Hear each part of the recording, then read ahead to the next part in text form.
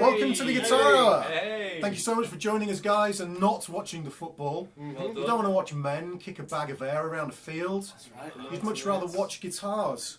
4 men in a sweaty room. Talking a bag of air. Yeah, talking a bag of air. So, cheers, guys. Thank you for joining us. Thanks As for coming. usual, welcome to the Guitar Hour. We can see some other people giving you cheers as well. We'll be introducing them shortly.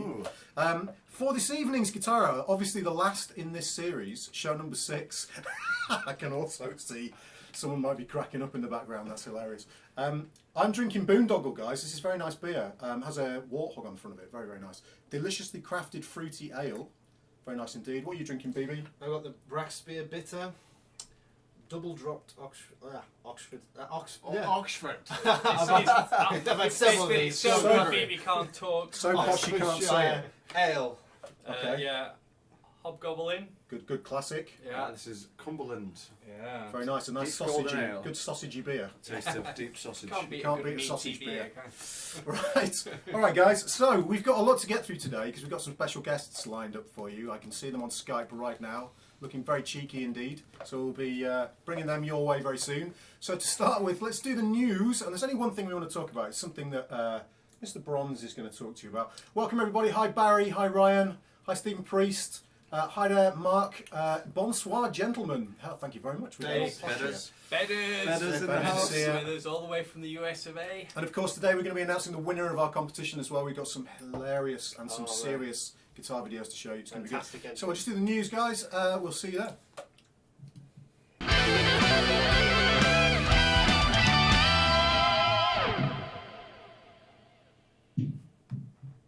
Over to you, Mr. Bronze. So the only news we have this week is that Steve Vai has released the new album Modern Primitive and Passion and Warfare Remastered. So Modern Primitive, I personally really love it. It sounds, Steve Vai says it's kind of halfway between the flexible stuff, which is the Frank Zappa type stuff, and Passion and Warfare. I'd say that's pretty accurate. Mm-hmm. You're not too sure, are you? Yet? I'm not. Yeah, I've tried it twice and I haven't. It hasn't stuck onto me yet. Well, Stuck onto you, yeah. Well, If something doesn't stick onto you by the second time, don't try it again. Yeah. Well, I wasn't mad keen on the last Steve Vai album, but this one I really like. I don't know if it's because I was really into Steve Vai in the flexible to Passion and Warfare period, and I'm really excited about hearing that sort of in-between bit, but it's definitely worth a listen. I think it's on Spotify and all those places. Yeah, it's all streaming. Do you think you would have felt different if you were listening to it sort of then? Like if you were listening to it in the time period that it sort of That's really should interesting. have come out? Because I haven't really enjoyed a Vai album since probably '99, or when he did that live around the world one. I haven't really enjoyed much of it since. So that might just be my Controversial. Bronze is getting angry. I'm feeling I'm not the going to fight rage. you over it. It's just taste change, I guess. Some really good stuff on there. There's a track called my favourite is Mighty Messengers, really worth checking out with Vai singing, and it's all kind of crazy and Vai-like. So yeah, there you go. Check it out. Is it everywhere, Dave? Can people check it I out? think it's pretty much everywhere, yeah. But I've got the CD as you'd expect, and the artwork's really amazing. So if you're check it out on Spotify and then buy it on CD is my recommendation. Okay, and obviously Passion and Warfare Remastered is on the other side. Yeah. How different does it sound? It does sound different. They've sorted out a lot of the bottom end on a lot of the tracks, but I'd say generally it sounds. As in, they've given it bottom end, because I felt They've like given they it didn't- bottom end, didn't- yeah. the Like original didn't tracks have like it. Liberty as well, you can hear a lot more of what's going on. It sounds bigger, but generally it's not a million miles from the original, really. It's not as good as watching Star Wars remastered. It's Oh, better don't than talk about Steve Star Wars. Wars. Star Wars remastered. What? There wasn't no added kind of CGI. Weird I can imagine Vi being a bit like that though. I can imagine being a bit George Lucas. Just throw something in. A little bit like going like doing some crazy stuff in. Poor Vi. I absolutely love Vi. I don't know why I'm coming off like I'm anti-Vi. The hatred is real. Yeah, I Use don't the know. dark side. Tried I'm it twice starting and to then wonder if bailed. me and BB can be friends anymore, to be honest. Would you like to sit where Dan is? Yeah, probably should. Okay. You two need to splitting up. That's at the end of All right, the day. guys. So that is pretty much it. We've obviously we're a bit short on news because we're desperate to get special guests on, Special guest! and they're waiting as well. They've got beers in hand, pretty ready for us to go. This is like guitar exclusive. It's our first live interview. It is our first live interview. Yeah, come Making on. history. Yeah. So if this all goes horribly wrong, that's why. Right. Just don't move, people. Nobody move. Nobody move. That's the secret word. All right, guys. So without further ado, I give you from That Pedal Show and various other things as well, of course. We've got Daniel Steinhardt and Mick Taylor. Woo! Welcome, guys. How you doing? Yay! Oh. It's two beers. Woo! Oh, Hello. look Hello. at that. Two beautiful, stunning gentlemen. How you doing? I'm very good. Very good. We're very good. Excellent. Very good. Thank you so much for joining us. I know that you'd probably rather be watching football, although probably not actually. Seeing as Wales went out yesterday. Not even nearly. Not even nearly. We'd much rather be talking about guitars and pedals and things like that. We would as well. So cheers, guys. Thank you so much Cheers, for thanks for joining joining us. Thank you for having us on. So you guys are probably aware. Synchronized beer drink. Synchronised swinging. They've practiced this for hours. You guys are probably aware that Mick and Drinkonised. Daniel, Drinkonised. Mick and Daniel are obviously of That Pedal Show fame, and this is a show, a YouTube show that's just gone from strength to strength. How long's it been going now, guys? Well, we started originally about 16, 17 months ago. Has it been that long? Something like that. And then, so it started off in Dan, because so Dan runs the Gig Rig, as everybody knows. And it started off in Dan's Gig Rig channel, and then it kind of went nuts, and we decided that it ought to live in its own channel. And we started that in February, so I guess 4 months in its own channel. Right, okay, so 4 months. And the show, I mean, recently you guys just moved to a new studio, and things are basically, they're getting, I don't know if bigger and bigger is the right word. You guys have sort of become superstars of the guitar world. And when I met you, when I met you at NAMM this year, you were sort of shell-shocked a little bit, Dan, that this had gone as big as it's gone. How many subscribers have you guys got now? Because considering that the channel moved to a new YouTube channel 4 months ago, so you had to kind of build up from zero for that channel. How large has it gone now? We've just hit 35,000 today. That's more than me. That's happened in 4 months. It's partly thanks to you, Tom, to be fair. Exactly. I don't know what to say. I mean, well, obviously thanks to you guys as well, because obviously when I came down recently to hang out with you guys, obviously picking up my incredible pedal board, which is just down here. Although I'm sort of banned from showing it because this. I hope you guys you can't see it, No, can you you? can't see that. The reason Yeah, being, no. these guys know, but Dog though. there's something. Oh, she's gorgeous, isn't she? There's something on there which I can't share just right now, which is very interesting, which I'll be doing a demo of tomorrow, which is very, very cool indeed. But yeah, obviously I came down to see you guys because obviously Dan builds just the most incredible pedal boards, and you guys have just an insane amount of knowledge between you. I mean, it's crazy when you watch the show. You guys probably find the same thing. The amount, I mean, I'm giving you guys kind of serious praise here, but I hope that doesn't make you uncomfortable, but it was just unbelievable. You guys have so much knowledge between you. Tell us a little bit about kind of your history, as it were, and how you got into all of this stuff, and you know why you're hugely into guitar and pedals and tone in particular, because obviously that's been a massive feature of your musical lives. Yeah. Well, I have been a professional guitar player in Australia since I was like 16. And when I say that a professional guitar player, I just meant that was the main source of my income, which was very, Employably good. but it's just something that ever since I heard the sound of the guitar when I was a kid, it just had me. That's it. I just knew. I remember I was 10 years old. I knew that was it. I was going to play guitar for the rest of my life. And for me, though, there were times when I had a really great sound and I was able to express, and times when I had a crap sound and I wasn't able to express, and that's what fascinated me. Right. Having a sound that I was connected with, where I was actually able to channel something personal, and that's been my journey, and it's led me to, you know, being creative with that sound, being able to have different colors of the palettes, which is why I love effects pedals. But having a core tone to start with that allows you to express something personal. Yeah. That's my whole journey. Absolutely. Are you the same, Mick? So are you, because we talk about this all the time, we're, as guitar players, very affected by tone when we play, and if the tone's not right, I find that I play maybe even as much as 50% less than I would do. Do you find the same thing? And has that been part of the reason why you've become so into tone as a sort of thing, if you like? Yeah, it's a similar story, really. You know, I guess we could all, anybody who's taken with the guitar in the way that we are, could probably recall a moment or a series of moments very early on where it just hit you like nothing else hits you, and even as a young kid, you realise that you're never going to be without this, and it's always going to be something that is with you. And I suppose from there, if you're lucky enough and a few things fall into place, you can actually make it your job. And that's what a lot of, well, I say lucky enough. I guess there are lots of people who get it and then go on to earn loads of money. But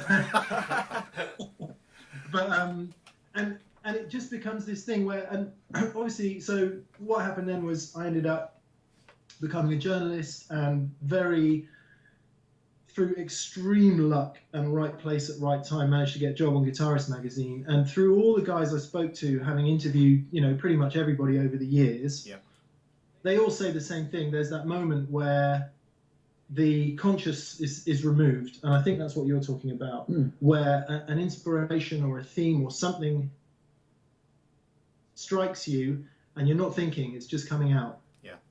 And personally, I think one of the routes to that is a sound that's inspiring, and it's that moment. And I think when you've had it once, you just spend the rest of your life trying to get it all the time. Yes. And as we all know, it doesn't happen. You know, every night. Sometimes it doesn't even happen every 5 gigs. But I think this is what people talk about when they say, you know, everybody has a certain tone that you hear in your head. So for me, it's like a very dynamic but fairly high, not high gain, but a gainy dynamic lead tone, like a really nice tubey lead tone, with a beautiful kind of stereo tape delay, with some modulation in the background. You know, at that point, if all of the elements are set up correctly, you can just literally play. There's nothing in the way of what you're doing, and that's the sound that's in your head. And I guess you've both got a particular sound, because one of the things, we hear you guys play through so many different pedals, so many different amps, so many different guitars, all different rigs.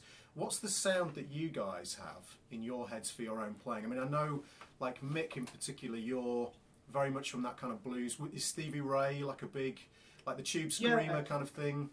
Stevie Ray was sort of, you know how it goes. So the history of electric guitar starts in the late 1930s, and it goes up till today. And depending on how old you are, you have a little route into that, and from there you go backwards and forwards, right? So for me, the route in was Stevie Ray, definitely. Probably a bit of Clapton before that, and it was actually via a guy I saw playing at our local pub, and he had a Strat, and he had a Super Reverb, and he was playing, you know, at crazy volume, and it was that made me check out.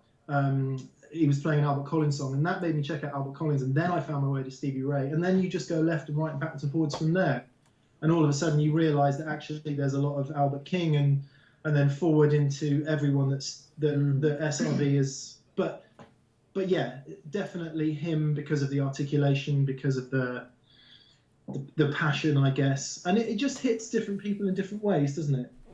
But it's the same feeling. I think whether you're into Steve Vai or Stevie Ray Vaughan or Steve Lukather or Steve Morse, it's the same thing. Absolutely. It's all about Steve. Yeah, it's only Steve's. We only Steve for everyone. We need a Steve in the room. Why have we not got a Steve? So what about you, Daniel? What's your... Because again, we get to hear you play through so many different pedals, so many different rigs, and obviously you're designing rigs for people all the time. What's your bag? Because I mean, we talked a little bit about you studied jazz, you studied all sorts of different things. You are actually I'm stuck.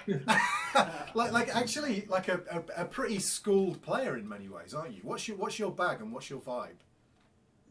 Oh man! As far as playing goes, I'm just trying to keep my head above water with that stuff. I'm just hanging on for grim death. You try, So he picks up a guitar and he just plays this soulful stuff, and then it's like, well, you have a go down. I'm like, oh man, just play something so you don't sound like a total idiot. Dude, you sound great on every show. That's my focus. That's my dream. There's no space for self-deprecation. We all know that Dan sounds amazing, guys. Yeah. Well, the thing for me, so I did study jazz. Yeah. And I understand chord theory, I understand, voice leading and that sort of stuff. But I haven't, basically at the end of my course, I got a gig and started touring.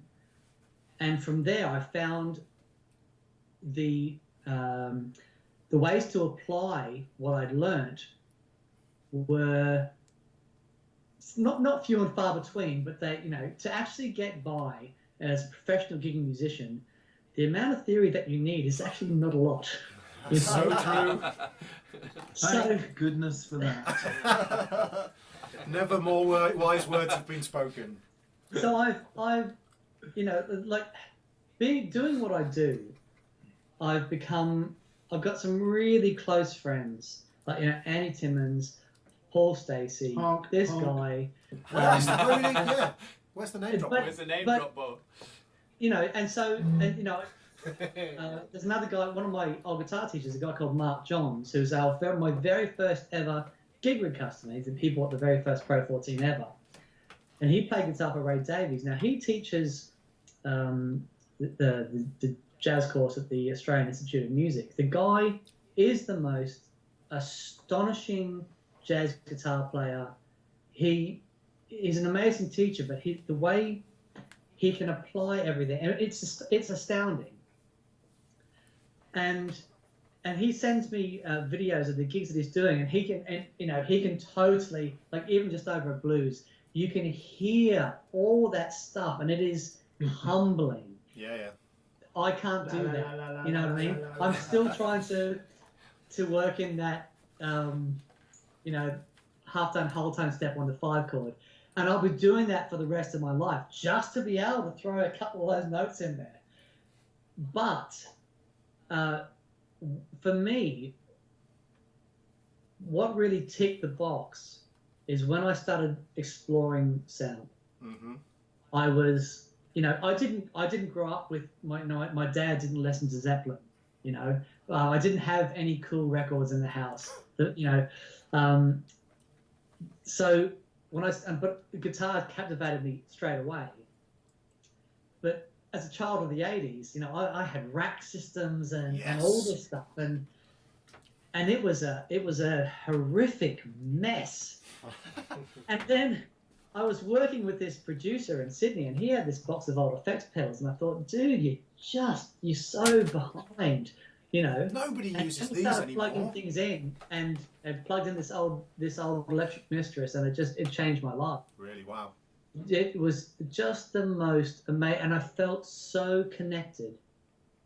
And even in the studio, just hearing it come back from the monitors, it was a whole new experience, and I knew I had to find out more about this stuff.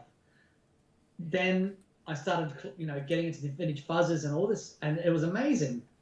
But because I'd been doing rack stuff, what I'd got used to was pressing one button and having a sound change. Yeah. And I couldn't do that with my pedals. And I thought, oh man, this is killing me, because as a professional touring musician, the guys I was playing with, like top 10 recording artists in Australia, doing all that sort of stuff, and you needed to be, I needed to hit a sound and be on.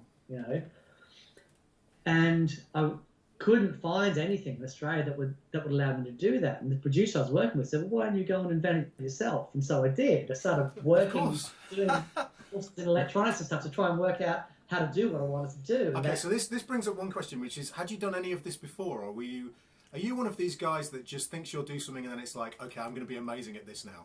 Because how did you go from no electronics knowledge to a gig rig style switcher? That's amazing. It's been a 20-year overnight success. Because Isn't the it? Exactly. I mean, the gig rig's not just seen as one of the things in the industry; it's seen as like the premier one, yeah. thing in the Like the industry. standard. Oh, bless you. That's amazing to hear. Thank you so much.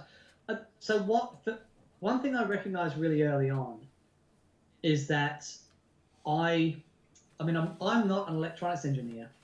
You know, I have an understanding of electronics, but I knew I got to a point with my electronics knowledge and I hit a wall.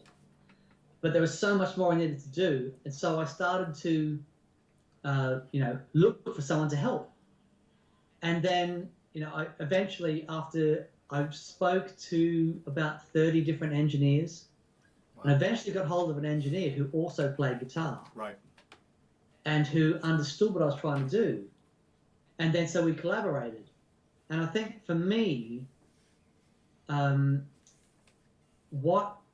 if I do have a skill, it's about getting really good people around me. Because there are things that I'm really good at and there are things that I'm not good at. So that where I need to build up my skill set, I'm going to pull people in. Right, got you. So the gig rig is not just me. The gig rig is a team of really dedicated people. We all share the same passion. Sure. You're a bit like the Steve Jobs of like. Ha ha! Is that kind of like I'll the, take that. I'll take that. Where's your, the, where's your polo? Your roll? Your you're the turbo? conductor of the Minions and the orchestra, and like you. That's hilarious.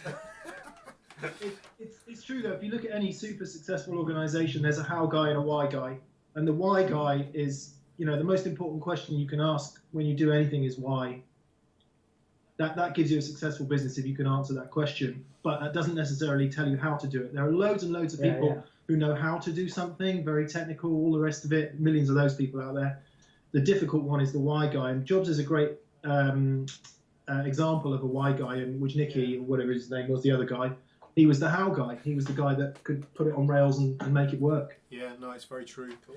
I mean, it should be really inspirational for the guys watching, because you guys have made extremely successful careers out of music, but it's not necessarily, people don't always think of, you think of, okay, I'm going to play guitar and I'm going to do nothing but play guitar for a living. But you guys have gone down completely different paths, and now you've obviously converged into that pedal show as well, which is amazing for us. But gone down completely different paths that have been really successful in their own right. But it's not just, if you want to make a career out of music, it doesn't have to just be about always thinking, I have to be doing gigs, I have to be playing. You guys do that as well.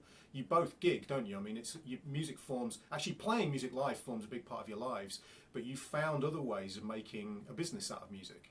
We found other ways of actually making money. Yeah, Well, this is the thing, isn't it? It's really difficult to make money that way. But I remember the day for me. So I by some weird happenstance, I started playing in pub and function bands when I was about 14 years old. And when I was like at secondary school doing GCSEs, I was playing 4 nights a week. My dad was driving me around the country, obviously wanted to see me do well and all the rest of it. Just playing pubs, playing covers in pubs and functions and weddings and stuff. And then I finished my GCSEs, went off to do A-levels, gave up 2 of my A-levels because I did a tour in Germany. wow. One of my tutors was like, you're insane, this isn't going anywhere. And I said, no, you're probably right, it's not, but I'm going to do it anyway. And then what happened is some of my friends were all getting signed, and they were going off and they were getting signed to decent labels, and it was just going horrifically badly for them. Right. So they'd get a ton of money chucked at them, record an album, nothing would happen, it'd get dropped, they'd end up owing a tremendous amount of money. And I turned around to my dad and said, my dad was going, right, go on then, off you go to London, be a musician, go and do that. I said, no, forget it, Dad, I'm going to go to university, be really boring and play in function bands, and made that decision there and then. Wow. I mean, that is the opposite of what normally happens. That's amazing. Exactly, it is. In hindsight, I don't know if I've lived to regret that or not. Really? Yeah, but Oh.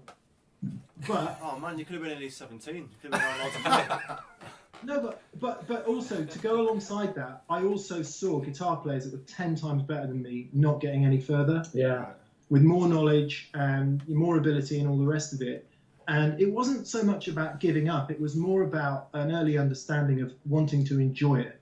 Now I think Yeah, that's yeah, yeah. so That's very important cool. because when I was doing my jazz degree, I used to have so many friends who would say, maybe 2 or 3 years after we graduated, they would say, "Right, I'm working tonight," and I'd go, "What do you mean?" And they'd go, "Oh, I've got a gig," and I'd think, man, if you're at the stage where every time you do a gig you consider it work and it's always work and you never enjoy it and you're just playing guitar to earn enough money to pay your phone bill and so on and so forth, that's not why you started playing guitar at all. And I don't it's- think so. I mean, obviously, and then so having gone on and got a job as a journalist, again, as I say, a lot of huge luck involved in that whole path. Was it music I think- journalism in the beginning, or was it What's that? Was it music journalism in the beginning, or was it just journalism outside of anything Um, musical to start off with? No, all that I did my degree in Bath, and literally the week I graduated, Future Publishing bought Guitarist magazine, Oh, and I went and knocked on the door because it had moved down from East Anglia down to Bath, and I went and knocked on the door. I said, "You got any jobs?" And they said, "It doesn't really work like that, mate." I said, "Well, got any jobs?" And they said, "You better come in," and that's literally how that happened. And had an interview and blah blah blah. But having interviewed so many professional guitarists over the years, it seems like outside of rockstar world, the more professional they are, the more unhappy they are. Wow. Because they're always doing gigs that they hate and having to get on planes and go places. But yeah, I don't know. I'm viewing that with hindsight, and I'm bending it to my own to make myself feel better. Is probably the truth. But I know it can be one of those things where touring and all that kind of the rock star world can seem quite it's what we all want to originally attain. It's that kind of vision that we all want. But when you start doing a bit of touring and you start getting into it, I think you find very quickly whether you enjoy it or whether you don't enjoy it. And there's nothing wrong with not enjoying it. It's not you don't always have to fit into that mold of the rock star musician whose aim is to always go touring. There are so many other ways of having a really successful musical career that don't necessarily involve playing to 50,000 people in a stadium every night, and you don't That's have really to enjoy it. become apparent in the last 5 to 10 years, hasn't it? Absolutely. Particularly, with the growth of YouTube and all of that, there are people out there doing a mix of, gigs, teaching, earning a bit of money from YouTube. I've got a really quick story about that. Excellent. Good, rescue this. The band I was in played with a girl in Australia called Max Duran, and we were supporting Chris Isaac this tour around Australia. And the last night of the tour in Sydney, and massive gig, and the after party was at the Hard Rock Cafe, and we literally arrived at the party in a car. The security let us in, and the crowds of people, and the photographers and everything was there at the party. We were getting absolutely, I thought, this is it. I've made it. Literally, the party finished at like 3 o'clock in the morning. 5 hours after the party finishes, my car had been towed. Max is off to America. She's sacked all the band. I have no job. Wow. No idea what I'm getting paid for the gigs to get my car out of being towed.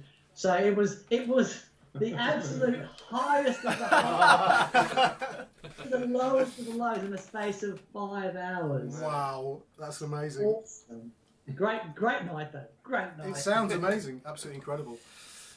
Okay, well, we've got some questions that the guys have asked us to. I don't know if there's been any in the chat either. I don't know if I think a few have spun by, but we've had lots of people desperate to ask you guys questions because you're so famous now that we've got lots of people asking things. So, also, let's do a little plug. So, where can guys buy T-shirts? Because if you've not got one, I should have worn mine. I don't know why I didn't think.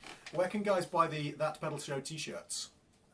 So go to www.thatpedalshowstore.com, and just to explain how that works, we sell T-shirts to raise money to pay to do the show. So it's not like some massive profit thing. We don't take any money off any manufacturers to do anything because we want to be as free of any kind of commercial tie as we possibly can. So we generate our own money in terms of t-shirt sales, and as you know, we Yeah. sold a few pedals as well. So that just to explain how that works. So we you want to make these guys as rich as possible so they can continue. Yeah. We want that Well, pedal show to be still going in 15 years' time, 20 years' time. We have plans for a gold clon-shaped mansion. That's Which wing can I live in? That sounds amazing. Fantastic. So let's go through these questions. We'll take it in turn to ask these guys. I'll do the first one and then we'll go around. So, Ian Creighton. Now I don't know how this question is. I don't know if you guys have any experience with this, because this kind of gets. This is definitely not a modelling versus non-modelling kind of analog vibe. But he's asking. So this is Ian Creighton. He would love some tips on running pedals through an Axe-Fx. So if I broaden this out a little bit, because more and more people are doing this now, and I don't know what your experience is with Axe-Fx. Okay, sorry, yes. So if let's say tips for running pedals through. Say you want to combine your favourite analog pedals with digital modelling gear. I guess that's really the question, because there's a few pedals that The first thing I would say is, for me, the most important thing about any digital gear is to make sure that there's an analog drive-through signal that you can mix your effects on top of. This is what I learned when I was with you. Right.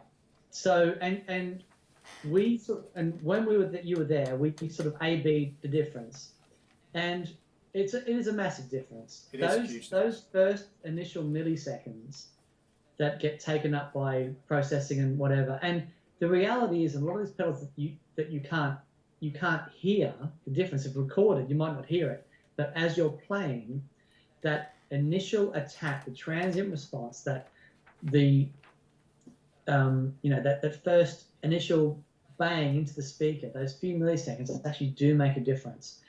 So for me, it's really important if you're going to be doing digital stuff, and there's so many digital stuff, like the Strymon stuff is fantastic. What I like about that, certainly for the delay and the delays and reverbs, there's an analog drive signal and they mix the digital effects on top, and that analog through signal is really great. So that's really important, for me. I find that there are digital effects that are really cool for just effecty sounds. Yes, yeah. So if you want to have,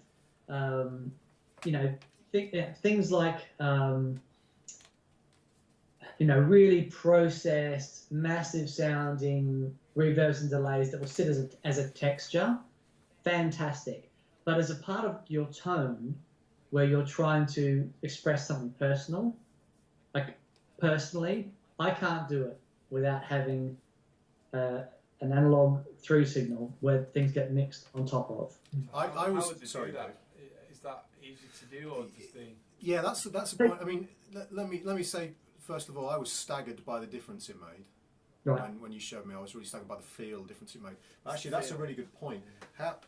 So that would actually be impossible to do, I would imagine, if you were using like an Axe-Fx or some kind of modeler. That's not actually an option, is it? Because they don't have an analog drive-through. The whole signal is converted, isn't it? necessarily it is, because it's digital. Yeah. No. Now, I'm not saying there's not a place for that stuff. Sure.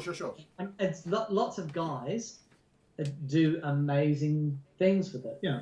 A very good friend of mine, actually a number of good friends of mine, and indeed guys that work for the Gig Rig have Kempers and Axe-Fx and all these modelers and think they're fantastic. That's great. My personal experiences have been I really need that. Yeah. And even if it's just a mental thing for me, Yeah. definitely. But it is still Still a thing, important. It's no less significant It because is it's no less psychological. significant, exactly, and it is a psychological game. But the most important thing is if you're going to be using Axe-Fx and modelers and all this sort of stuff, just get rid of all the effects, get rid of anything. Just make sure that you are 100% happy with that core tone. The guitar and to the amp or whatever modeling thing, you'll get that right first and then build from that. EQ-wise, the most important thing I can say as far as getting that sound right is make your EQ changes subtle. There's no need to have these drastic V-shaped EQ things. When you're finding your sounds with these things, make subtle changes. That's great advice. It's a lot of those things are also EQ to sound brilliant in music shops. You know, Yeah. It's like if you buying take TVs. something less, if you take something less expensive than something like an Axifex, if you go into any guitar shop and you try a Line 6 modelling amp or any modelling amp, it's going to have that really friendly EQ. It's going to have loads of bass. It's going to have some really nice treble and not much mid-range at all. We know that. You know, it's almost a cliche to say it. Whereas, you know, you plug in an amp that's going to work in a gig situation next to it, it's going to sound spiky. It's going to sound a bit difficult. It's not going to please you as much. Yeah. So I think that point about EQ, you've just got to start from the beginning, haven't you? Mhm. Because, you know, when you're setting how many of us have all been there when we're setting up sounds at home going, yeah, that's it. I sound like a thunder god. There's my sound. Big. And you turn it Amazing. on and you realise it's only half as loud as it should be, and Yeah. actually you can't hear anything when you step on the ultra gain pedal. Yeah. So I would have a counter question is, what's the purpose of mixing analog pedals with digital? Is it because the effects aren't available in the digital unit? I think Or is it because there's a pedal fetishism that you want to use pedals? I think it's possibly the fact that he has got a particular set of pedals or a few pedals that he really likes. I Absolutely. think really what he's getting at is it's the space saving of having a modelling Yeah. unit that does, you know, maybe he uses 7 or 8 different amps. Well, it's interesting that you say that, because when we were talking about modelling in Kemper and Axifex, anybody that we know professionally that uses Kemper and Axifex and or Axifex uses it for practical reasons. Yeah. So whether it's Guthrie, whether it's Simon from Biffy, any of the guys we know that will use it regularly, use it. If you say, in an ideal world, what would you use? Their answer would be, my favourite tube amp, my favourite cabinet. But the fact is, I can't get it around the world. Yeah. It blows up. Yeah. It's completely impractical. The Yeah. front of house guys hate it. They'll come up with a list of reasons why using Axifex or Kemper makes so much more sense in the practical sense. Absolutely. So there's a huge element of that, and they're very, very good reasons for using Very good that reasons. stuff. Yeah. So if you're coming at it from a practicality point of view, to then add in layers of complication in terms of analog pedals and stuff, it gets harder at that point. But I guess we're not all flying around the world in that environment. Exactly. Indeed. Okay, next one. Stephen Priest asks. Hello, Stephen. Hello, Stephen. Would another Steve. So he would love to know more about Mick's Strat and Dan's Les Paul, a rundown of some specs and pickups, etc. Okay, let's do this quickly. Okay. We are going to make videos about our guitars because we get asked it so much, and it's not that we're tired of saying it, but we just want to get all the information across in one go so that you can hear it as well as see it. So the Strat is around about 2000. It was a limited edition run of American vintage, so not custom shop, American vintage in Sonic Blue, which were done to coincide with the release of a book called the Beatles Gear Book. There you go, that colour there. No way. Andy Babiuk wrote the most amazing book chronicling the Beatles gear, and in '64, John and George got matching Sonic Blue 62 Strats. They got them in '64. George's ended up as Rocky, the psychedelic painted one. No one knows what happened to John's. And so Fender did a limited run. I think there was 50. I picked it up secondhand in Charlie Chandler's Guitar Experience and refitted it with Seymour Duncan Antiquity pickups, new pickguard, and titanium saddles. So that's the Strat. Okay, And it just, Nice. when you get a guitar, and sometimes it might be a Squire JV or it might be a custom shop, and you pick it up and you go, yep, that's my guitar. 2 seconds took me, and I've had it for 15 years. Super geeky question. Oh. Why the titanium saddles? Because I was thinking about these recently. I'm wondering why. I got sent them for review. Are they the KTS ones? Yeah, got sent them for review. WD Music Products were doing them at the time. The guy phoned me up very, completely excited. He said, "You've got to try these." I'm like, "Yeah, whatever." I've tried graphite saddles. I've tried every kind of saddle in the world, and the only thing that sounds good to me is the original Fender bent steel saddles. Right. So, and that's just a personal opinion. He said, no, try these. I put them on, and they didn't sound worse. Fair enough. Good answer. I could honestly not be bothered to take them off. That's the highest praise you could give, is it? They didn't Amazing. sound worse. However, I have since taken them on and off. And they definitely, there is no doubt, there is better note separation, clarity, and it definitely does something for the clarity of that guitar. And as every guitar is its own sort of ecosystem, its own thing, they just work on that guitar. So I always think if you see something that says titanium on it, I'm like, as a man, I've just got to have it. I Or don't care what it is. adamantium Titanium, saddles. yeah. Adamantium saddles. Titanium's got to be better. I'll let you into a secret. If they looked any different from the vintage saddles, there's no way they would have got on there in the first yeah, place. okay. So- Yeah, that makes sense. Yeah. So the Les Paul then, the gorgeous Les Paul. What is it? Okay, I'd wanted a Les Paul forever, and I had tried out like whenever I'd heard someone play a Les Paul and it sounded really great. Whenever I played a Les Paul, it just sounded like a monk, just a crazy person. Yeah. It just, I don't know why. I really don't. But Oh no! What? What's happened? They've gone. Paul Stacey, Oh, there, still here. and so Paul Stacey, amazing producer, incredible guitar player. Toured with the Black Rose for a couple of years, playing with them. He's played with so many people. Like toured with Oasis and recorded with Tom Jones. Anyway, I was at his studio and I said, I'm in the market for a really nice Les Paul, and he had half a dozen sitting around. I said, well, try some of these, and I tried them all. I said, yeah, they're nice. And he says, I've got this one guitar that I don't think you'll like, but give it a go anyway. He opened the case opened, and it was, I heard the angels singing. Right? Probably a bit nicer than some of those.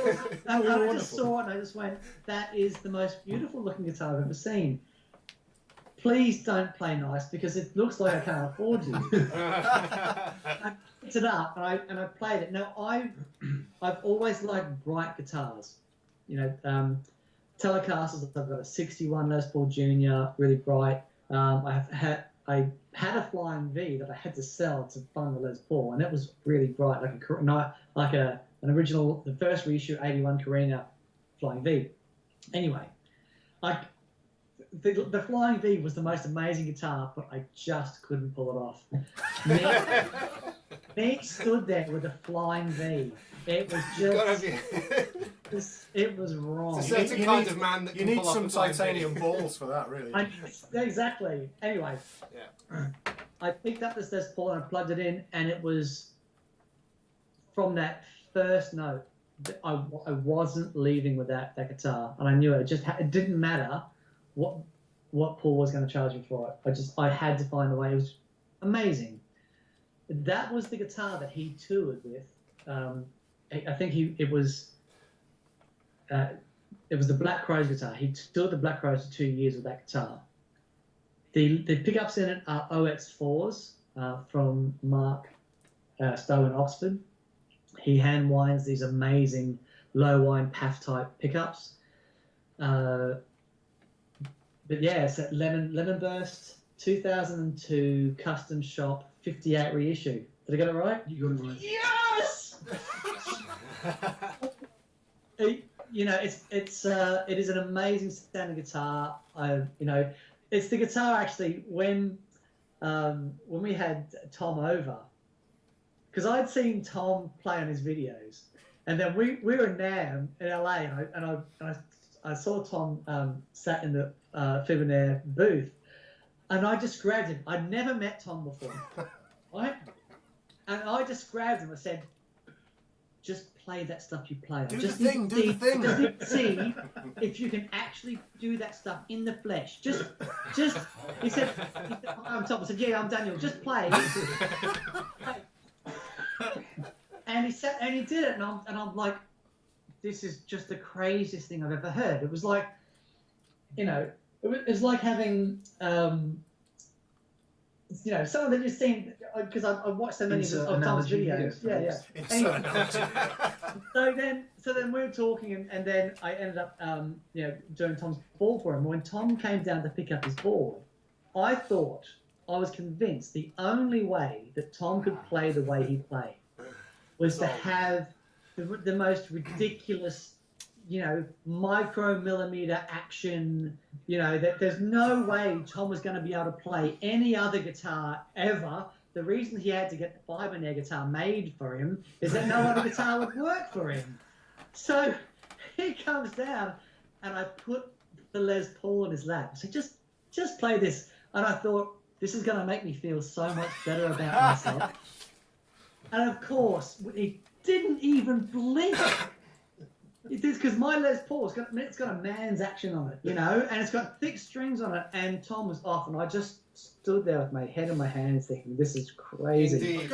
I've got to admit though, that is the only Les Paul I've ever played that I really gelled with. Right, it's Don't a know special why. guitar. It is. Yeah. There's something about it, and it's not exactly a forgiving neck. It's quite a big. It's neck a on it. massive neck. And I Yeah. thought, when you handed it to me, I probably thought the same thing. I was like, oh shit, now this is all going to fall apart. But that guitar is just, there's something about it. I don't know what it is. Yeah. And a lot of people. Anyone who's got a modern R8 or R9 will know this, but if you've struggled with Les Pauls, and Dan and I both struggled with Les Pauls, I bought one once and literally took it back the next day because it was one of those mid-90s standards and just seemed odd. And some people really love that, by the way. But if you've struggled with Les Pauls, None of our friends. We're not here to judge. No, I know people who really love that sound, and if you and that works. But if you've tried Les Pauls, they don't really work for you. You've come from Strats and Tellys and more, lighter sounding guitars, and you've never played a custom shop reissue. Do yourself a favour and go and do it, because it's the same guitar in shape only. Everything about it is crazy. different. Yeah, it is. And I can't quite understand. Well, I can understand because I've watched them being built, but it's so different. It's as different as a different shape and style guitar. Yeah. So. But it's a touch special guitar. guitar. It's a very, very special guitar. Right. Yeah. Okay, right. Next question from Mr. Bronze. Are we doing the Oh, next one? all right. Oh, sorry. I was going to say a question of mine. I'll just read it out. So, oh no. Here's a bomb. This is Oh, not. Yeah. So My back colour is blue. Thomas Kaiser or Kaiser Sagittarius. Sorry. would like to hear what you think about the whole Tone Woods debate. Sorry, Bronzy. I made you read that one out. Tone Woods debate. What do we think? I guess this is the debate that says it doesn't matter what the guitar's made of. Yeah, I if you guess put that's any what he's pickups in it, talking it'll change it. That's the debate. Yeah, Is that correct? I think so. Well, yeah, we think. I think it depends what guitar you're talking about. And lest we forget that everything is on the scale of diminishing marginal returns, right? So the more into something you get, the more difference you notice. But I can tell you instantly the difference between an Ash body Strat and an older body Strat. Yeah. All else being equal, which of course it never is.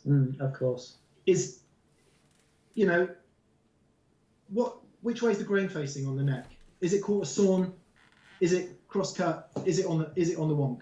And the more you get into guitars, the more you realise certain things like actually the lighter the body, the more quarter sawn the neck needs to be. And it's just little things like this. When you've played 300 Strats, 400 Strats, old ones, new ones, whatever, you've been to the custom shop, you felt weights of stuff, you know that different combinations of things definitely feel different. I played 50s Les Pauls. I think Brazilian rosewood fingerboards sound different from Indian rosewood fingerboards. And whether it's the fingerboard itself or whether it's the fact it's on a guitar that's 50 years old that's done this weird thing, does a basswood body sound different from an older body? You bet it does. Anyone who's played an Ibanez guitar will know that it has. But, Dave, one of those trems on your guitar there? Mine's Floyd Rose. Yeah. Floyd Rose original. Yeah, I think the more you connect the trem from the guitar, the less difference the bodywood makes. So anyone who's played a really super light Les Paul with proper Honduran mahogany, proper big leaf maple, and the thing weighs, just under 8 pounds. That's a fundamentally different guitar. That's one from one that weighs like 10 and a bit pounds, has that really super heavy mahogany, really thick. So anyway, you can guess where I stand on it. It makes all the difference. Yeah. I mean, to give you an example, Dan and I have got almost exactly the same Fibonacci. Not here, obviously, but the Roadmaster, the Telly style. Oh, right. Okay. Or even these guitars are really similar. Actually, they're a little bit different, but my Telly and Dan's Telly that Fibonacci made are identical in terms of the type of wood that's involved, the pickups that are involved, but they sound really different because the wood's come from different trees. Yeah. It's the same family of wood, but it's come from different, and they sound really different, don't they? These guitars, well, they would sound different because they've got different pickups and stuff in, but they're the same, exactly the same wood combination. And in terms of just playing them acoustically, they sound very different. I think what you're doing when you select a piece of premium tone wood is you're narrowing the margin for error. Yeah. So, as you know, as hopefully everybody knows, less expensive guitars, for the most part, unless they involve a lot of handwork, aren't that much less expensive to build. Particularly if they're not factory-built, bolt-together guitars. What changes is the selection criteria for a lot of the materials. So it takes somebody, A, there's less of that awesome material in the first place, of what they call awesome, and B, it takes longer to find it. So what you're doing is you might pick up a Squier Strat that's just off the scale good. I think Dan needs a comfort break. And by the same token, you may well pick up a custom shop guitar that is off the scale good. I think your chances of finding a really, really great custom shop guitar are much higher than finding a really, really great Squier, just because of the nature of how they're built. So, yeah. So I think with premium tone woods, with all of that, you're just narrowing the margin of finding a great guitar. It's more likely. That's my opinion on it. Because as we all have, played extremely expensive guitars with all the right stuff in place that, to you anyway, feel passionless and absolutely 100%. Whatever. Anyway, sorry, we did the show. We had a friend of a fan of the show who Darcy had this amazing array of. Where's it going? He had this amazing array of vintage guitars. But we've got, really nice Strats and really nice Tellys, and we took our guitars down to this guy. This is one of the episodes of that pedal show from the old series. With everything that we know about guitars, we sat there playing these old instruments. We were just blown away. And I still think about specifically that Telly that I was playing. I think maybe 50% of it is the guitar and 50% of it's in your brain, but it's no less relevant. No, well, this is it. It doesn't matter if that's how you feel. That's how you feel. It doesn't matter why it's caused. That's just how you feel about it. And I think that's part of the thing, It plays a part. I think the tone woods thing that also plays a part as well. Something about it's for me as well. With our customers, that when I talk to guys that are putting their rigs together, and the difference between having things out of the circuit path when they're not being used. When they're using our systems, whether or not, and you can definitely hear the difference, but to them, when they're playing it, they know they've done the absolute most to make sure that they've got the best signal path possible. Yeah. When you've got a guitar like that, you know that I have done everything I can to get this thing sounding as great as it can. And as we said before, it's part of that psychological thing. I want to put some brackets around it as well and say that that's all in the context of the kind of sounds that Dan and I like, of course, which are vintage style, traditional amps that are set right at that point where everything you do comes through as loud and as clear as possible. When setting up an amp, that's how we both do it. It's so that it's the most responsive possible. Now, if we were talking about, I don't know, some kind of crazy gain pedal into some digital amp that's absolutely maxed out with gain, you know what? You could probably be putting pretty much any guitar into that and it's going to sound kind of similar. Yeah. So those are the brackets. We're talking about more traditional guitar sounds. Okay, cool, fantastic. Let's do We don't want to keep you guys all evening, so we'll do maybe a couple This more. is good. This is fun. All right, well, we'll Okay. keep you all evening. Rolling. The kind of Go for it, Dan. Half dozen Cornish knockers here, so we're good to go, people. Dan's got his knockers out. Hey. Okay, we've got a question from Christopher Capuano. Is Yes, that how you go yeah, for that? Capuano, yeah. So I thought it said Oh, no, wait, Chris yeah, yeah. Bird. I went, I think it's Christopher Cross. right, okay. Christopher. Oh man, Christopher Cross. We were listening to Christopher Cross earlier. So the question is, how would you make a crappy solid state amp sound decent, if possible? What aspects of the tone should be primarily targeted to achieve it? I'd start with a Cornish knocker. I'd Stick them in your quickly ears. A pair of Cornish knockers. Stick a pair of And- Cornish knockers in your ears. Scotch. What? Okay. Oh, Scotch. Look, the reality is that I was saying you can't polish a turd. Yep. If you have an amplifier that it's impossible to get a sound out of, then with all the will in the world, it's not going to happen. No, I mean, okay, so that's the truth of the matter. If budget doesn't allow and it's not practical to get something else, budget presumably also isn't going to allow for a really nice amp simulation pedal or something like that. But it brings up an interesting debate, and that is, where should you spend your money? Yeah. Because there's a lot of people out there, and by the way, why wouldn't you if you're a guitar enthusiast?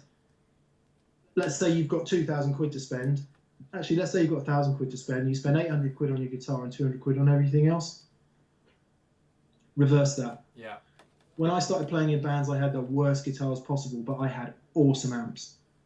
I bought my first Boogie when I was 16. Cost me 900 quid, and when I was 16, 900 quid was like about 5 grand.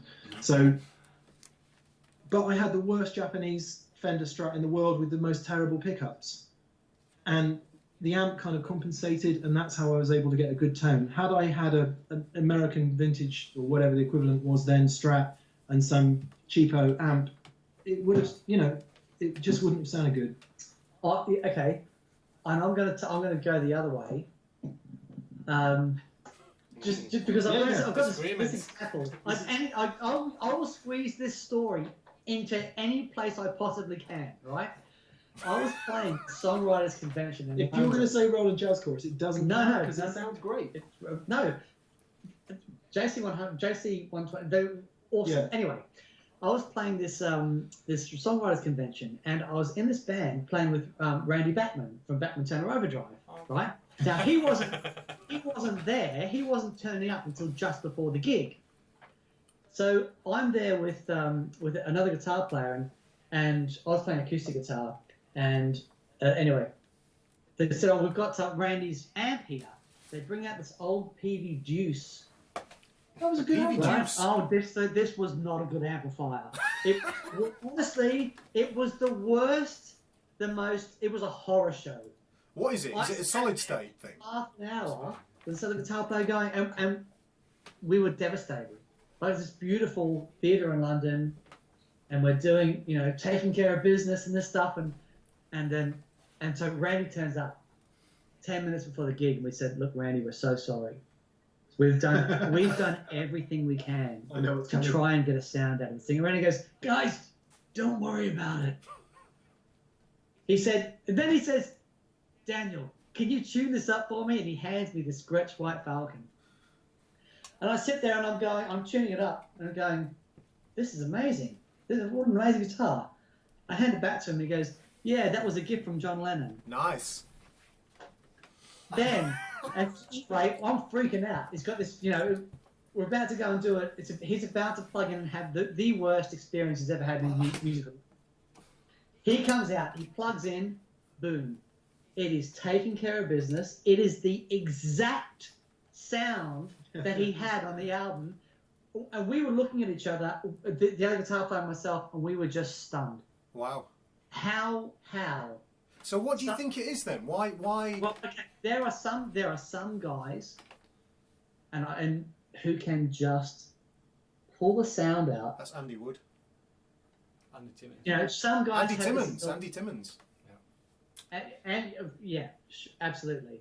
Spot on, Dave. But that was so, if you have that ability, then there is another side of the equation. However, for me personally, I'm not that guy. Nor am I. I would be on the side of Mick. And the other reason is 300 quid now can buy you a lot of guitar. If you're starting out and that's your budget, you will be stunned with what's available due to CNC machining and things like this. The quality of some of these guitars is amazing. Yeah.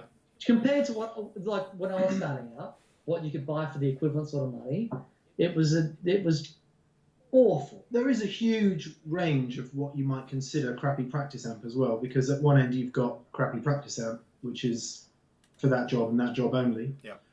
And then at the other end you've got, a reasonable solid state 50 or 80 watt amplifier, like Fender, I think they're called Champions or something, PV Bandits. PV how many Bandit? PV Bandits have you heard Absolutely. sound great in bands? Amazing. So to try and actually answer the question, what's a great sound? One that can be heard. Yeah. Very true. David Gilmour says that he could walk into any guitar store with 500 quid and come out and sound like himself. This is true. He would say that. He doesn't. The point is he doesn't do that, but he could. So that's the point. That was the scary thing, though. I mean, I remember seeing Andy Timmons at NAMM this year plug into one of the Laney GH50Rs.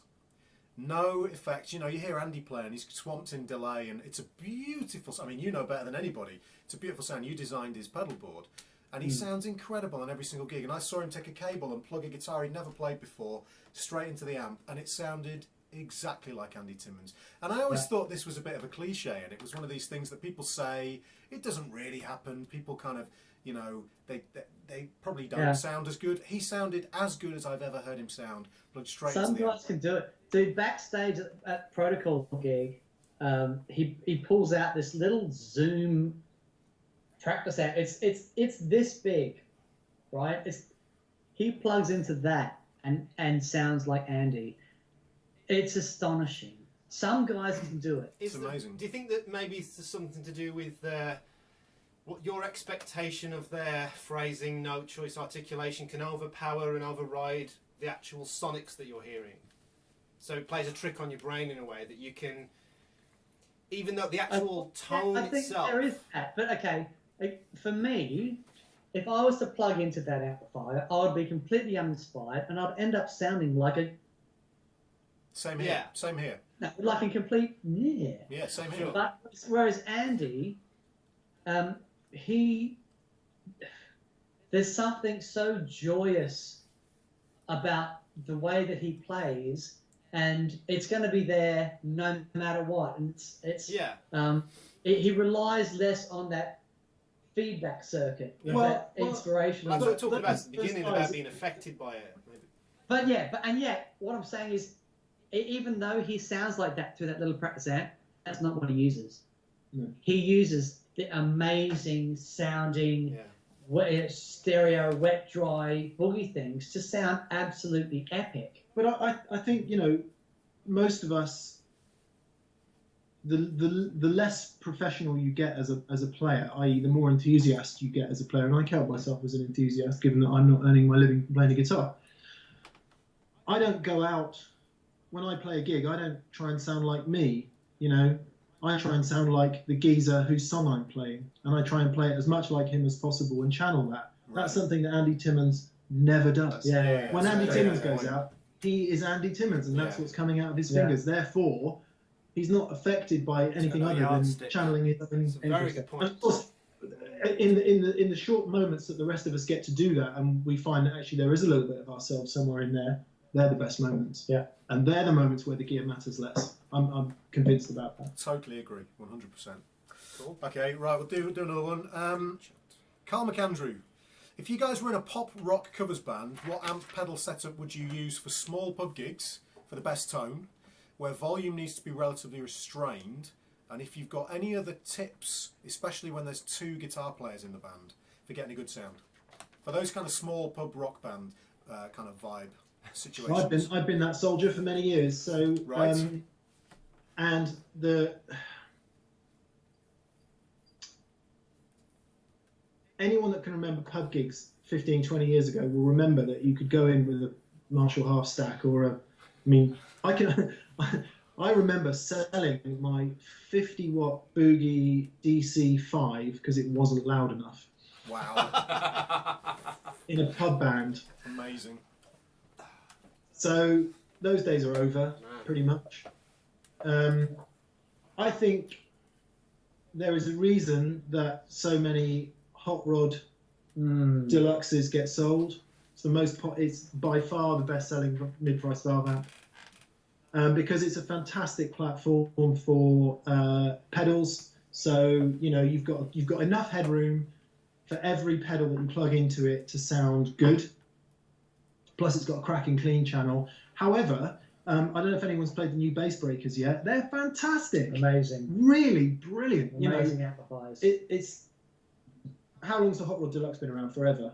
And if I've ever got to choose an amp that's just available, it's always that because it's just completely dependable.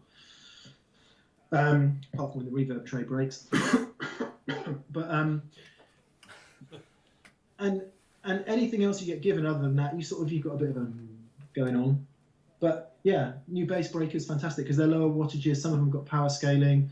There's a 15 which doesn't have a huge amount of clean headroom. There's an 1830 which sounds great.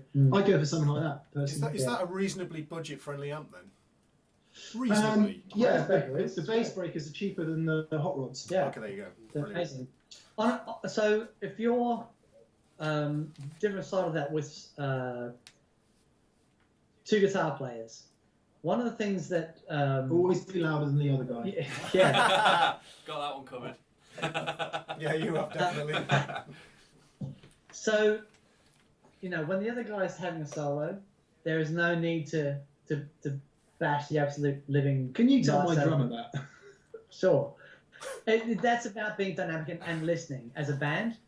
That's one thing. But another thing is if you're if the other guitar player has a really mid-focused, warm sound, well then you can afford to have a bit more top and maybe a bit more bottom. There's a point where the two guitar sounds can mesh. I think Pearl Jam did this really well. Certainly on their early albums, where the guitar sounds were quite distinctive, but they meshed absolutely beautifully. AC/DC, another thing. Actually, that was an interesting thing because James Santiago. Do you know James? From Yes, Voodoo well, I Labs? know James from actually Welsh James. Oh no, James Santiago is from. We used to be involved with Voodoo Labs. He now works for Universal Audio, but he Right. had some old master recordings of some of the AC/DC stuff, and he played the individual guitar tones. Now, individually, they sounded really quite bad, but when you mix them together, the sound was incredible. It's like the good two example of elements just this, came if together you- beautifully. One of the other questions that I think was asked, I don't know if we'll get onto it, was about wet-dry setups Yeah. and using more than one amplifier. Something really weird happens to the bottom end when you put two amps together.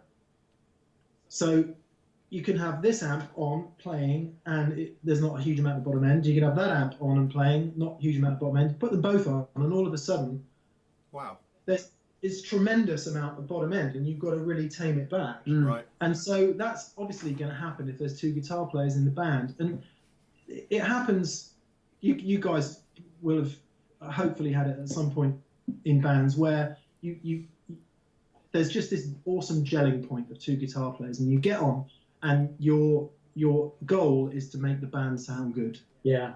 rather than Maybe- worry about your solo Yeah. and all your parts because you haven't quite learned them or you're still learning them or whatever. And there's just this beautiful point in a band that usually lasts for about 2 gigs where everyone's pulling together and pointing in the same direction. Yeah. And I think a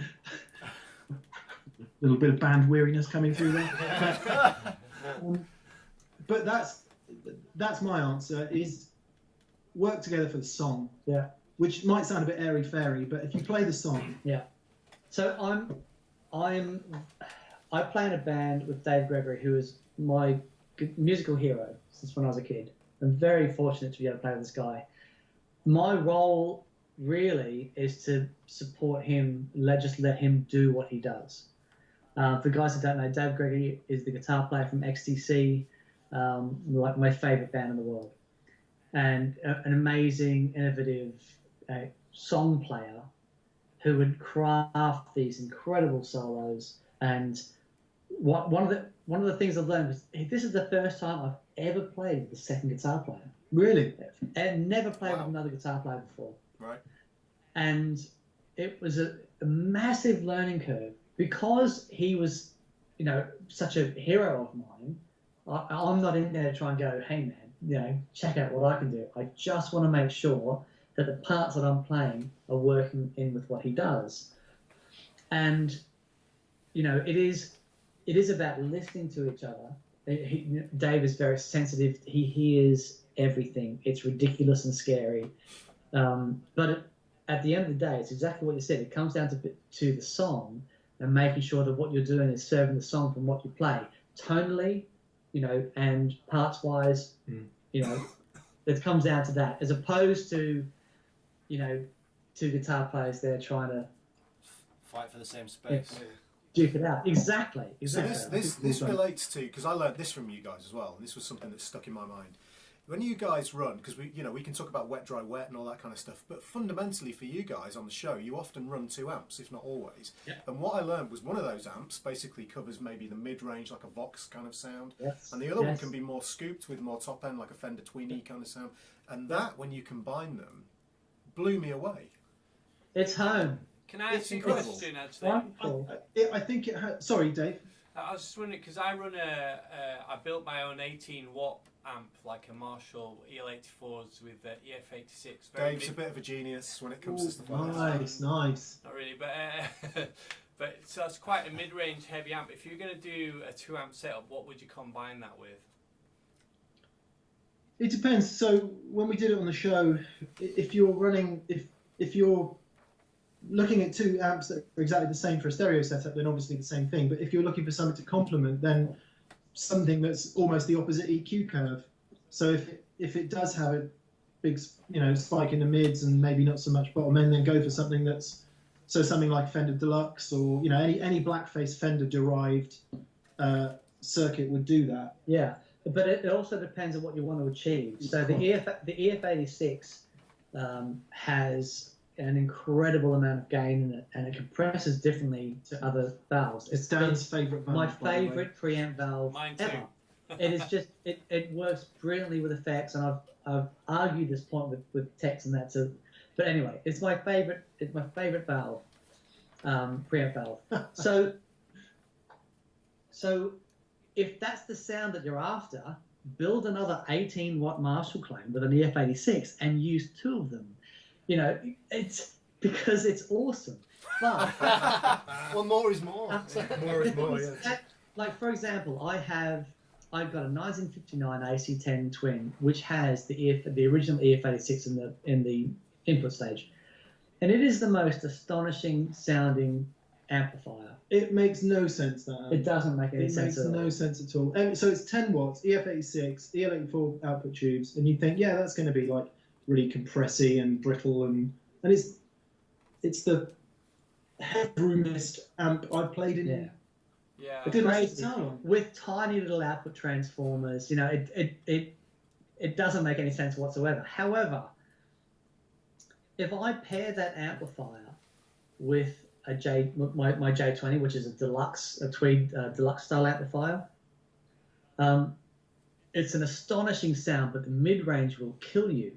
However, if I pair that amp with my 61 AC30, and the 30, it does have an EF86, but because it's running quieter, it has a lot more headroom, Yeah. and the bass response and the top end response is different. It sounds massive and fat, and it's like the yin to its yang. But it all depends, because the J20 and the AC10 together is killer, absolutely killer.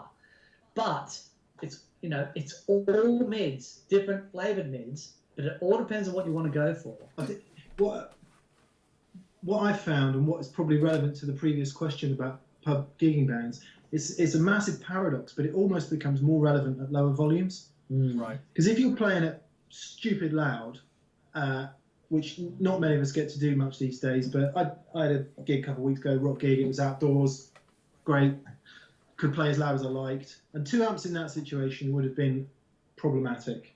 Right. Because it was absolutely banging, and it just would have been kind of too much because everything would have been out of control. However, at lower volumes, it's just the most perfect way to get a bigger sound that kind of spreads more and gives you more satisfaction, but doesn't kill everyone with volume. Yeah. So it's that. So you say, how do I get a better sound at lower volume? Take 2 amps? Are you crazy?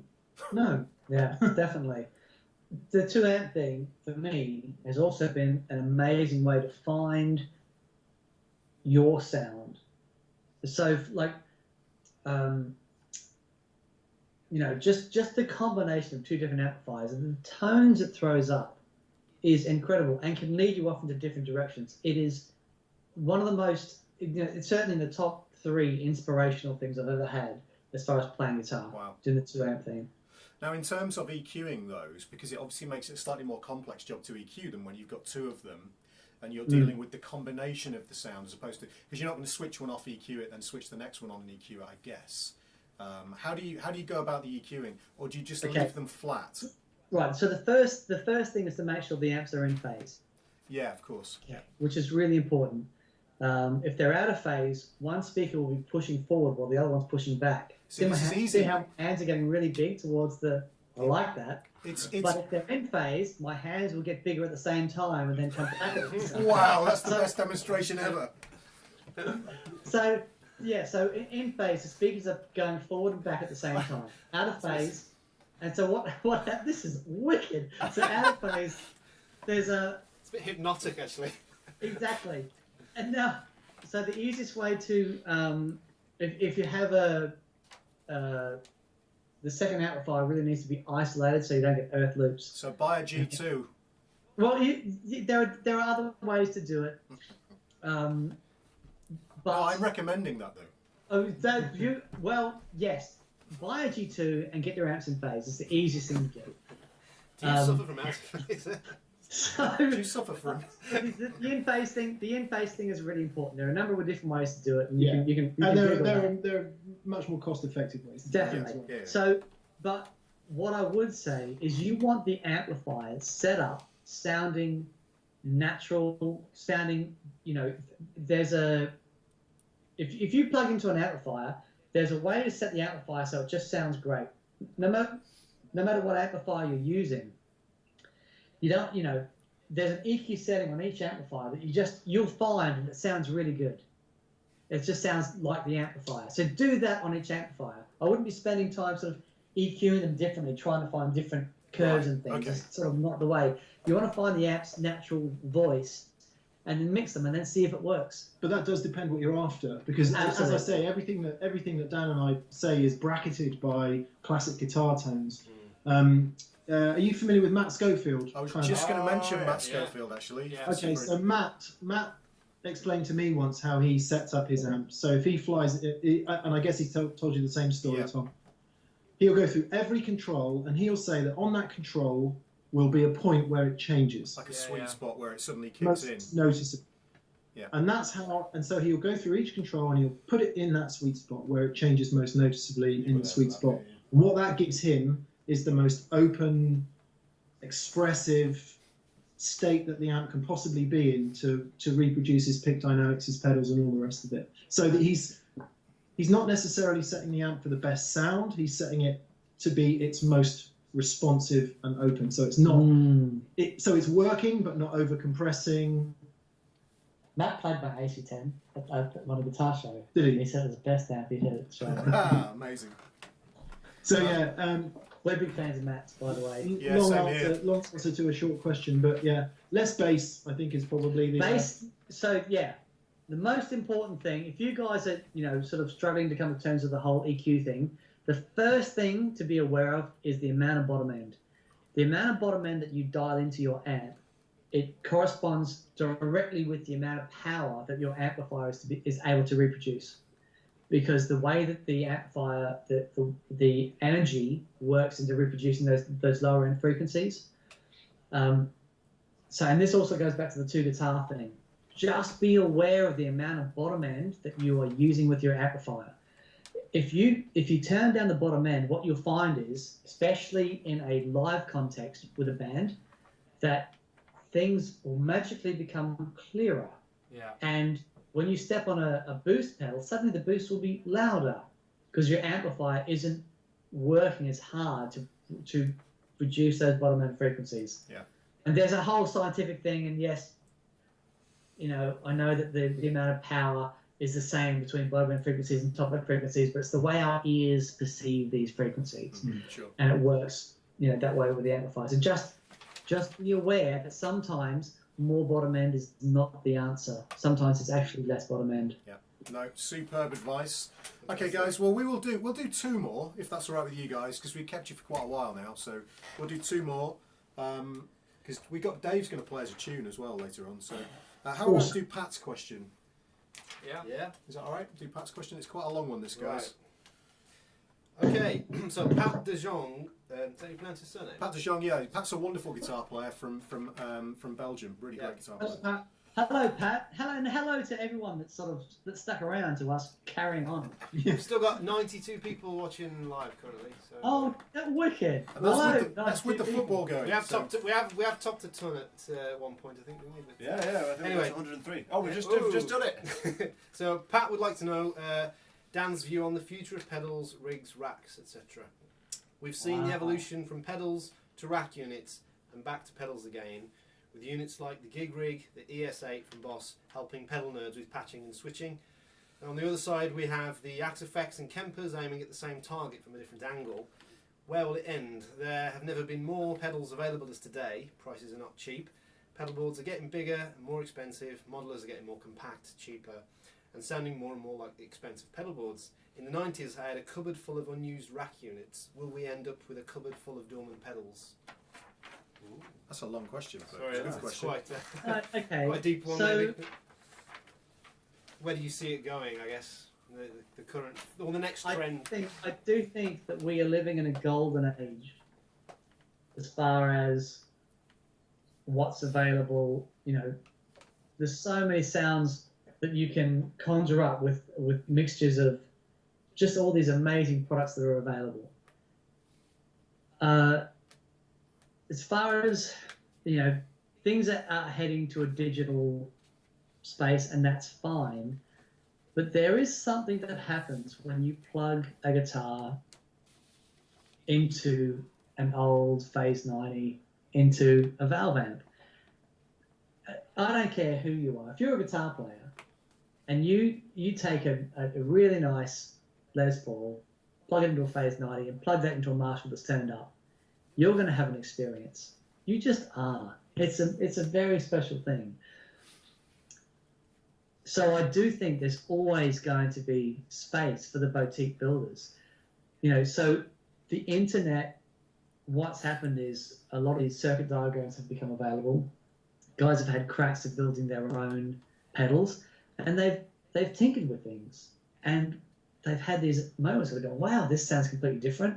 Maybe this is special, and I'll play it to a few friends. Their friends have gone, wow, can I buy one? And they've started up a business, which is incredible. You know, this is one thing that the internet has given us.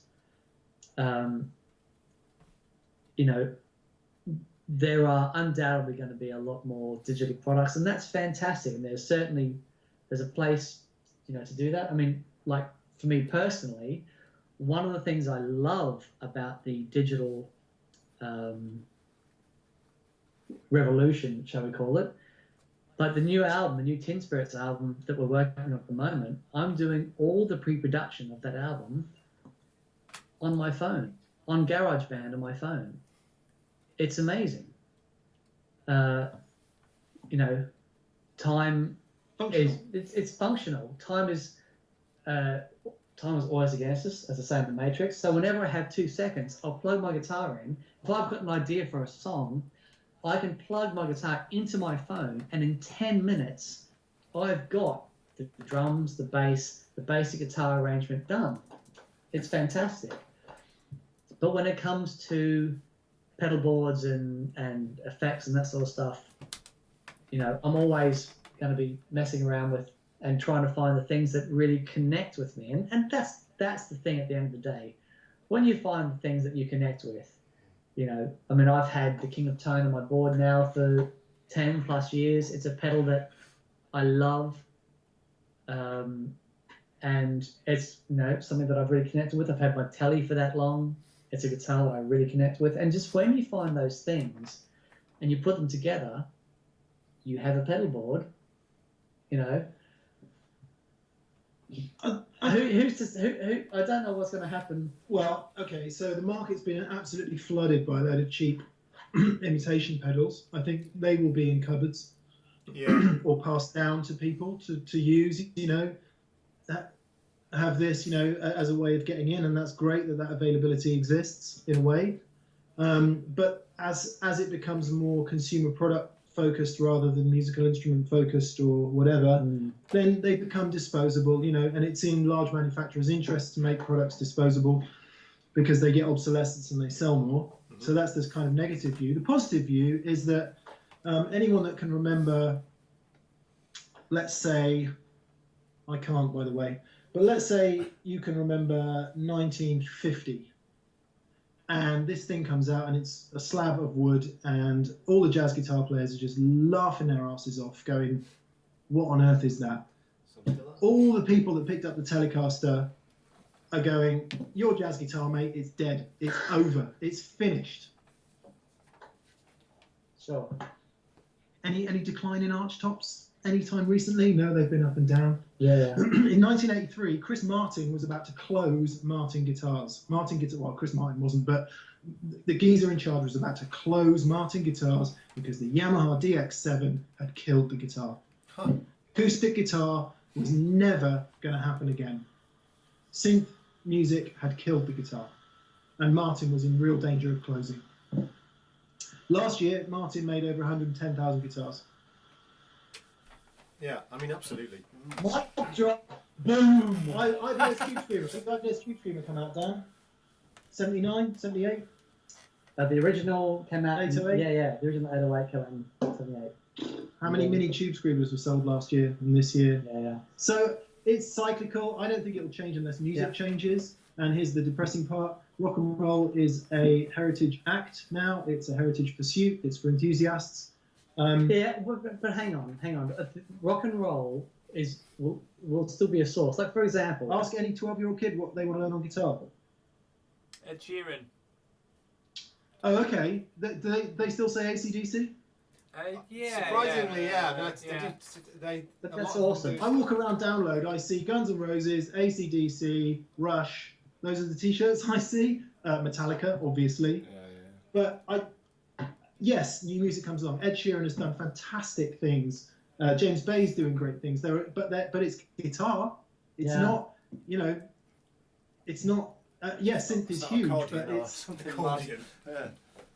those, you know, those traditional bands that we all love. I think kids still love them. Yeah, exactly. And I would say that, I mean, when I was starting out, to get access to music was not easy. You know, you were at your friend's house and your friend's dad had a couple of cool records and you'd do what you could to find the cool music. Now it's so accessible. Pedals are the same. Back then, you know, if my brother, his mate had a CS1, and it was like, oh wow, there's this thing. Check it out. Here's my guitar without it. Ding. I'm gonna turn it on. Ding. Yeah. You know, and it was amazing. But now we have access, and we can, and not only do we have access, but we can go on YouTube and we can hear these things. You know, and we can hear, sometimes we can hear them better than others, but the idea, boom, you know, I think that is part of this amazing, where guys have access to these things, and you know, and they have access to we can go right back to Louis Armstrong and the birth of swing. Where he changed swing and then move forward. It's incredible. So I'm excited to hear what the music that's going to come out in the next 10 years. I listen to bands like Carnival, and my heart is filled with hope because it's in the stuff that these guys are drawing on now. It's just astonishing, and the sounds that they're creating. So yeah, I think we're living in a golden age, and I'm excited. But back to the question: will they become redundant? I've got 4 multi-effects units that either don't work or sound so bad that I've smashed them with a sledgehammer. My 1979 Tube Screamer still sounds completely awesome. So I actually think there's more obsolescence in modern technology than there is in decent analog audio gear. And you can ask any studio producer that same question. Absolutely, couldn't agree more. Do you think we should finish with the Desert Island? Yeah, absolutely. Yeah. So last question, guys. Oh. You know, me and Dan are going to continue this conversation about 1 in the morning. Exactly. Well, I'm presuming you've got like 5 or 6 bottles of red wine lined up just out the shot that's going to fuel this conversation till... Some dancing girls over there. So basically, we'd like to know each of you. You've got it's a Desert Island pedal amp guitar. Hey, Desert Island rigs. So the show that's going live tomorrow. No! Oh! Are we It's about to exactly ruin your that. show? All right. We had a Amazing. few suggestions saying, okay, here's the that pedal show. That's creepy. Desert Island Challenge. You can have 1 guitar, 1 amp, and 4 pedals. What would they be? I think we can probably reveal that, can't we? Ahead of Can we? tomorrow's show. Don't spoil it. Don't spoil it. Not at all. No, because we do a reveal. Leave it. All Right, right, okay. because We because wanna I watch need, the show. We I wanna- need my Friday fix from that pedal show. Yeah, no, so no, don't let- spoil it. It's quite, there are some surprising choices. For me, it would be my Well, this leaves No, the no, no, Guitar no. Hour interview on a cliffhanger, leading into that pedal show. Love it. Amazing. Amazing, yeah.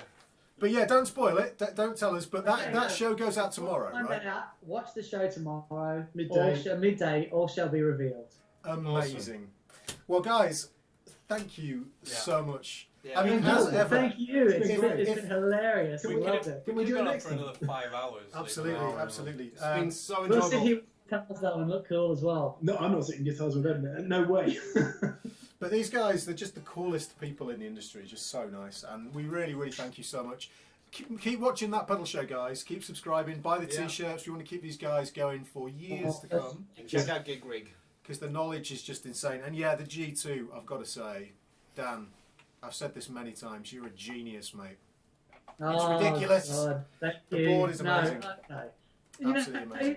It's like if you do what you're passionate about, and this is just something that I've been passionate about for my whole life, and it's for me to have players like yourself, experience and then come back with that sort of feedback. It just makes everything worth it, and I'm so grateful to have you on board, Thomas.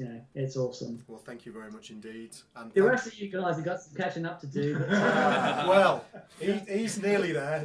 He's close. I'm very close. Yeah.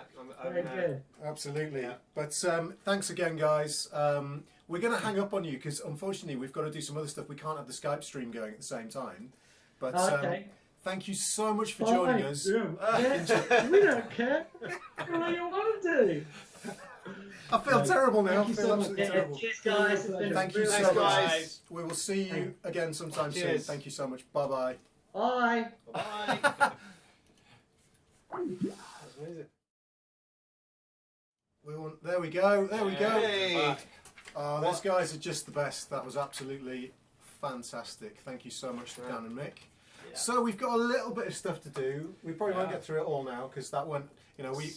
We couldn't stop talking about pedals and gear.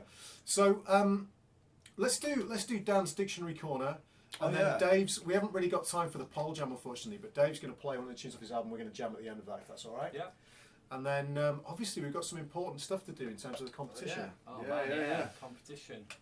Guys, really, really quickly, Gasturbation has been extended till the beginning of the next season. Edging. It just sounds so Tantric. bad, doesn't it? Edging. Did you say edging? Sorry. That's hilarious. So yeah, we Edging the Gasturbation into next I season. can't concentrate on Right, it. right. So you guys can still enter pictures of your rigs. So if you want to send us pictures of your amps, your guitars, your pedal boards, whatever, hashtag those with Gasturbation on our Facebook page, and we can see them. And we just want a few more entries, basically keep this going for a little bit because it's kind of fun. But the actual competition, obviously, for the Guitar Hour solo is over now, and we're going to pick our winner. Or we've picked the winner. We're going to show you who the winner is later on. Right, over to Dictionary Corner. Dan. Oh, All this is right. So this is something I came up with the other day because I was having one of those gigs, which I think BB said he's kind of done recently as well. It's just My practice room last night was all over the shop. it's one of those gigs where, or just one of those nights or days where you're just kind of musically clumsy. You can't quite pull anything off. Just like things that you wouldn't normally do, like hitting open strings or just like, you know, you're essentially like musically just walking into glass patio doors. Essentially, you get a good wedge from you being framed if it was filmed. So yeah, accident prone, or if you are a saxophone player, you could have saxident prone. I guess. Sax Pro. Saxident prone, yeah. Accident prone is hilarious. Okay, cool. So, Dave. Okay, so without much further ado, I'm going to do one of my tunes called Voyager off my album based on a true story. Check it out on my website. And for the outro of the whole track, we're going to take a little solo each. Yeah, it's a beautiful tune, this, guys. You know, you've got to, we say this all the time, but get Dave's album, it's absolutely incredible. Dave, can you just do a little sound check, just make sure? Fantastic. Shall I take the first one? Should we go this way round? I think Dave's going to end it, so if we go you, me, Dan, and then Yeah. Oh yeah, of because course he you end it. recaps That's from right. the head. Of course. All right, guys. So hope you enjoy this. It's a beautiful, beautiful tune.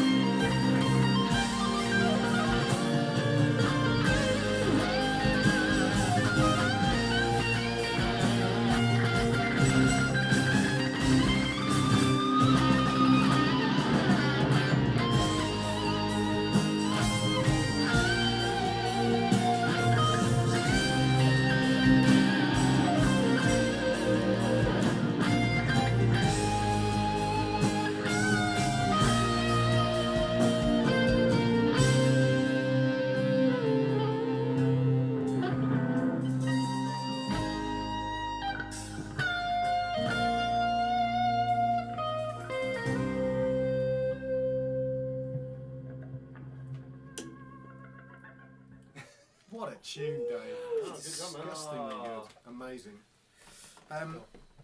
All right, guys. Hope you enjoyed that. Sorry. Some of the guitars were a little bit quiet. We didn't really get a chance to do a proper sound check. And I seem to forget my tune in the middle of the song. I had a blank complete Mate, it was memory absolutely meltdown. It's Your ability to deliver a melody is yeah. fucking ridiculous. It is Thank you insane. very much. Thank you. Your ability with that whammy bar as well is insane. That's what they all say. All right, guys. So we are now, because we haven't got time for Q&A, we haven't got time for Dance Challenge or anything today. We're going to bring all of those things back, obviously, in season 3, plus some extra things, plus some special guests, all kinds of things. We're going to sit and have our special season 3 curry before we actually put everything together and figure out exactly what we're going to do. We're going to have a shorter break this time. We need to, really, because I'm having a child in September, so we need to kind of get everything out of the way at some point before she arrives. So, obviously, we've been running this competition, the Guitar Hour Solo competition, and we have had some astonishing entries. It's Just been the amazing. sheer amount of entries Yeah. has been mental. And the sheer quality as well. Yeah. The playing on there has just been mind. But especially considering you've got to fit everything in 6 bars. Yeah, really tough. I mean, I didn't really realise how hard it was until you sort of see some of the entries and realise, man, they've got to cram a lot in there. Some of the creativity as well is absolutely Yeah, insane. really. We have picked a winner, but we have to show you this entry. This is not our winner, but it's deserving of some special mention. Man, this is absolutely insane. This is a guy, he calls himself Randy Jammer. You might have seen his entry. You'll see immediately why we've picked this. It's insane. It's absolutely amazing. The playing's really good as well, actually, but we just loved it. So you've got to check this out, guys. This is Randy Jammer.